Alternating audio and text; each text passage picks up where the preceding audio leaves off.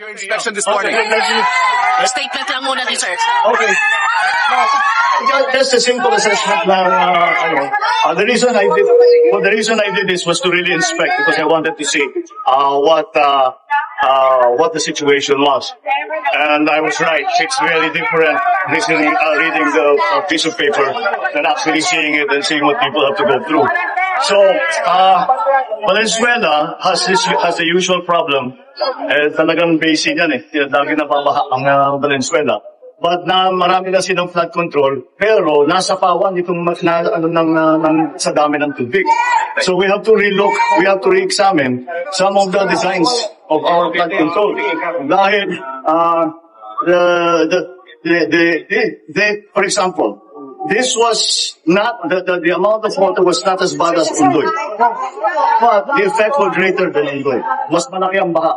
Mas maraming nabaha na lugar kaysa tanong ng Undoy. Mas marami tayong flood control ngayon kaysa noon. Climate change. This is what the effects of climate change are. Now, what we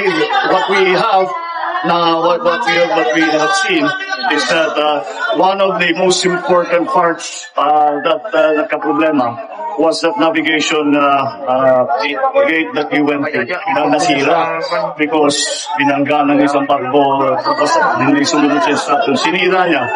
That is why Momotas is still 80% underwater. Malabon the same. Valenzuela also. So we have to really look into that sort of thing. Yung pumping stations natin, marami na. Nakaproblema lang, sana matulungan man ng tao, magkayong nagtatapon ng basura.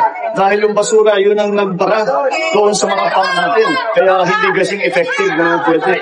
Naginamit kasi 81. In Valenzuela, I think there's 32. So marami na yung pumping station. Pero talaga, you have to put it somewhere. So yesterday, 12 o'clock was high tide. 12 o'clock nung nag-high tide. Nagsabay-sabay, malakas ang ulan, tapos nag-high tide. So at least now I'm very clear about what the situation is. I will be going to inspect all the other areas when we can travel to see what else is needed in the other parts of the country that suffered flooding. Now, when I get back to the office, I will be putting together, now that I know what the situation is, where the areas are that need the most. We will be putting together already the release packages for the LGUs.